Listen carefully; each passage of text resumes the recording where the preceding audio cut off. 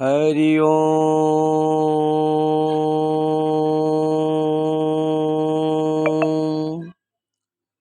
हरि ओम। हरि ओम। आज परमात्मा के भक्ति के माध्यम से यह बताना चाहता हूँ कि मूकम करोति वाचालम पंगुम लंघते गिरम। आज हम पंगुम लंघते गिरम पर बात करूँगा।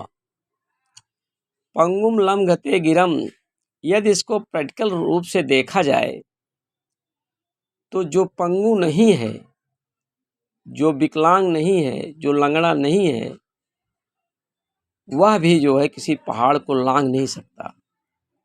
वास्तविक रूप में कोई व्यक्ति पहाड़ को नहीं लांघ सकता है। हाँ, या कोई छोटा मोटा टीला हो, छोटे मोटे पहाड़ हो, उस पहाड़ पे चढ़ जाए और उतर जाए, ऐसा तो हो सकता है। और जैसे बहुत बड़े बड़े पहाड़ हैं, दुर्गम पहाड़ हैं, ऐसे पहाड़ों को लांघना आसान नहीं है। तो यहाँ पर पंगुम लंघते गिरम का अर्थ जो है ठीक से जो है तब समझ में आता है जब परमात्मा का भक्त हो और यह जान ले कि परमात्मा जब मनुष्य को शरीरधारी बनाता है तो वही आत्मा जो अभी शरीर में नहीं है या शरीर नहीं पाई है, वह जो है पहाड़ को नहीं लांघ पा रही है। परंतु वही जब आत्मा परमात्मा जो है उसमें हाथ पैर दे देता है, शरीर दे देता है, तो वह उस शरीर के माध्यम से किसी बड़े बड़े टीले या ऊंचाई को वो लांघ जाता है। लांघने का मतलब होता है कि छलांग मारकर पार कर जाना। छलांग मारकर पार कर जाना लांघना है। ऐसा नहीं है कि चढ़ना, चढ़ करके उतर जाना, ऐसा नहीं है।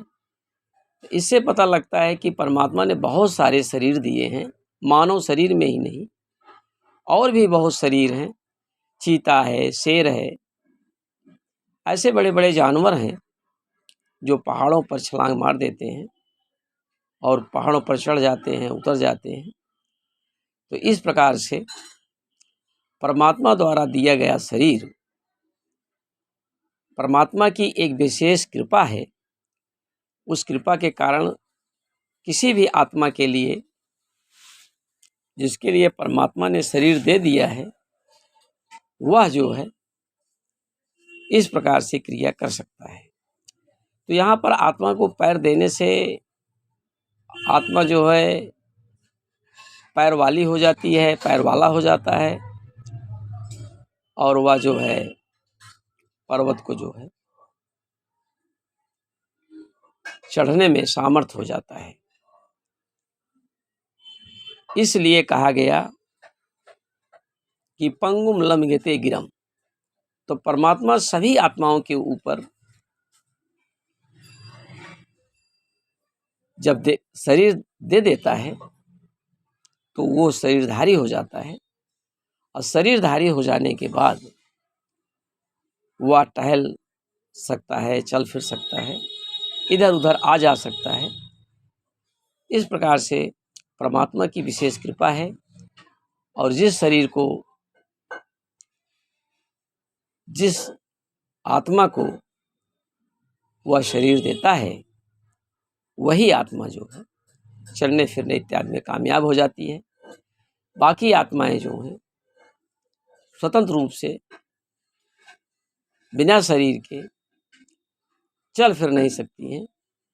वह भी इस तरह से चल फिर नहीं सकते कि स्थूल रूप में दिखती नहीं है। कि जैसे आज हम मानव हैं, शेर है, चीता है, पेड़ हैं, पौधे हैं, तमाम ऐसी चीज़ें हैं, इनमें सभी में आत्माएं हैं।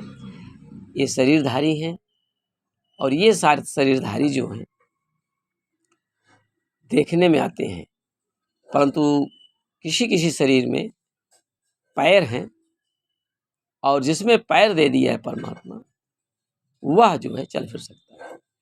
और जो पेड़ है इसमें पैर नहीं दिया है, ये भी एक आत्मा है इसके अंदर, यह चल फिर नहीं सकती है। तो यहाँ पर परमात्मा की कृपा होती है तभी व्यक्ति जो है वह शरीर में पैर पाता है और उस पैर से जो है चल फिर सकता है। रही बात यदि मानव है और लंगड़ा है तो वह पहाड़ लांघ सकता है। इसकी अगर आप जांच पड़ताल करें, देखें, तो डॉक्टर भी हाथ खड़ा कर लेता है कि जो विशेष ज़्यादा पैर जिसका लंगड़ा हो गया है, ज़्यादा पैर खराब है, तो वह चल फिर नहीं सकता है।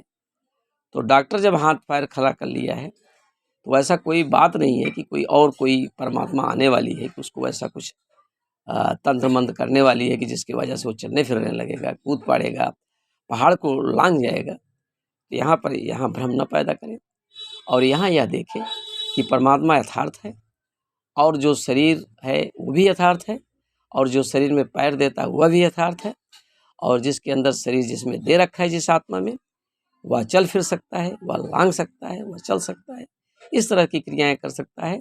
अर्थात जो है परमात्मा सत्य है और यह वाक्य भी सत्य है कि पंगुम लंघयते गिरम, यह बात भी सत्य होती है।